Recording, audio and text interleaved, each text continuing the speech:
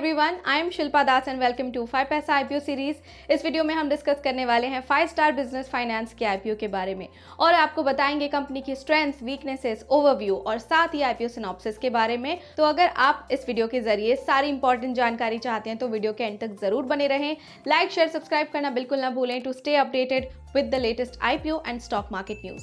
तो चलिए शुरुआत करते हैं और सबसे पहले देखते हैं IPO synopsis. 5 star business finance IPO open होगा 9 नवंबर को और क्लोज होगा 11 नवंबर को। The issue consist of an offer for sale aggregating up to rupees 2751.95 crore. Shares 16 नवंबर को अलॉट किए जाएंगे। वहीं इशू लिस्ट होगा ऑन 21 नवंबर।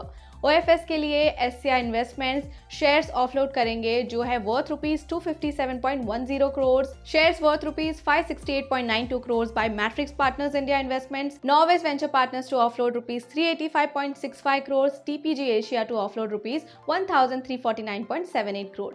अभी के लिए टीपीजी एशिया 20.99% स्टेक होल्ड करते हैं, वहीं मैट्रिक्स पार्टनर्स 14% स्टेक होल्ड करते हैं और नॉर्वेस होल्ड्स 10.22% स्टेक। इशू के बुक रनिंग लीड मैनेजर्स हैं ICICI Securities, Kotak Mahindra Capital company, Edelweiss Financial Services and Nomura Financial Advisory and Securities Private Limited. अब बात करें अगर इशू के ऑब्जेक्टिव की, तो इशू का मेन ऑब्जेक्टिव है to gain from the company being listed on the stock exchanges. चलिए अब जानकारी ले लेते हैं 5 स्टार बिजनेस फाइनेंस और उनके फंक्शंस के बारे में। 5 स्टार बिजनेस फाइनेंस एक चेन्नई बेस्ड कंपनी है जो उन सेल्फ एम्प्लॉयड इंडिविजुअल्स और छोटे बिजनेसमैन को स्मॉल लोन्स और स्मॉल मॉर्गेजेस प्रोवाइड करती है जिनको लार्ज फाइनेंशियल इंस्टीट्यूशंस द्वारा एक्सक्लूड किया गया है। जो भी लोन्स कंपनी देती है वो बोरोवर्स के प्रॉपर्टी द्वारा सिक्योर्ड होता है। अब देखते हैं कंपनी की कहां और किस तरह से प्रेजेंस है। एज ऑफ सितंबर 30, 2021 कंपनी का एक बहुत बड़ा नेटवर्क है जिनमें 268 ब्रांचेस हैं जो 8 स्टेट्स और 1 यूनियन टेरिटरी में फैले हुए हैं। 92% ऑफ द ब्रांचेस उन सिटीज और टाउन्स में लोकेटेड हैं जिनकी आबादी 1 मिलियन से भी ज्यादा है। इनके लिए अकाउंट्स बढ़े हैं from 15,803 in financial year 17 to 1,92,000 in सितंबर 2021। Tamil Nadu, Andhra Pradesh, Telangana and Karnataka account for 95% of the total portfolio of the company. अगर उनके पीयर से कंपेयर किया जाए तो कंपनी के पास लार्जेस्ट एसेट अंडर मैनेजमेंट है जो वर्थ रुपीज 3,000 करोड़ है। तो चलिए अब जान लेते हैं इस कंपनी के financials. The company's revenue grew from rupees 786.7 crore in financial year 20 to rupees 1,049.7 crore in financial year 21 and rupees 1,254.1 crores in financial year 22. The PAT grew from rupees 262 crore in financial year 20 to rupees 359 crore in financial year 21 and rupees 453.5 crore in financial year 22.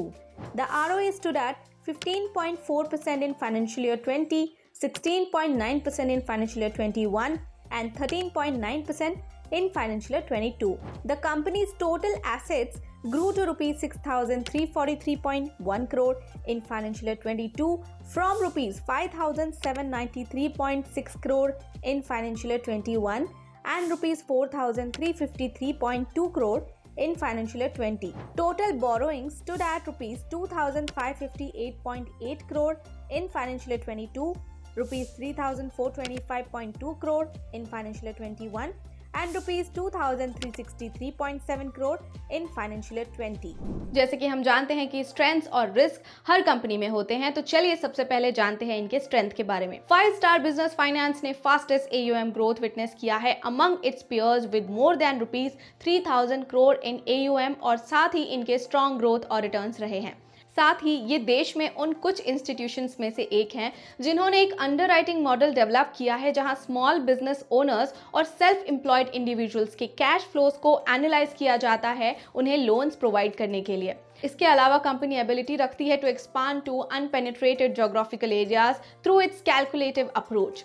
साथ ही इनके पास experienced qualified promoters और बहुत ही professional management team है with the backing of marquee investors. तो चलिए अब नजर डाल लेते हैं कि क्या क्या रिस्क है जो इस कंपनी में इन्वॉल्व है।